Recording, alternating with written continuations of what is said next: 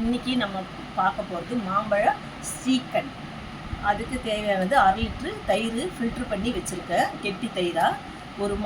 ஒரு பீஸ் மாம்பழத்தை அடித்து வச்சுருக்கேன். முந்திரி பாதம் மிக்சியில் அடித்து வச்சுருக்கேன். சர்க்கரை ஏலக்காய் மிக்சியில் அடித்து வச்சுருக்கேன். இதெல்லாம் இப்போ எல்லாம் ஒன்றா மிக்ஸ் பண்ண போகிறோம். இந்த கெட்டி தயிரை நம்ம நல்லா இந்த மாதிரி மிக்ஸ் பண்ணி விட்டுக்கணும். நல்லா அடிச்சுக்கணும். சர்க்கரை ஏலக்காய் அடித்து வச்சுருக்கிறது அது ஒரு 2 ஸ்பூன் போட்டுக்கணும். அது ஸ்வீட்டுக்கு தகுந்த மாதிரி போட்டுக்கலாம். 2 ஸ்பூனும் போட்டுக்கலாம். இல்லை உங்களுக்கு ஸ்வீட்டு தேவைன்னா நீங்கள் ஒரு 3 ஸ்பூன் கூட சேர்த்துக்கலாம். அவங்க ஸ்வீட் சாப்பிட்றதுக்கு தகுந்த மாதிரி. அடுத்தது மாம்பழம் அரைச்சி வச்சுருக்கோம்ல, அதை சேர்த்து வைக்கணும். நல்லா கலக்கி ரெண்டுத்தையும் நல்லா மிக்ஸ் பண்ணி நல்லா மிக்ஸ் பண்ணணும். ரெண்டுத்தையும் சேர்த்து எல்லாம் அடித்து வச்சுருக்கேன். பாதாம் முந்திரி மிக்சியில் அடித்து வச்சுருக்கேன், அதையும் சேர்த்துக்கலாம். சேர்த்துட்டு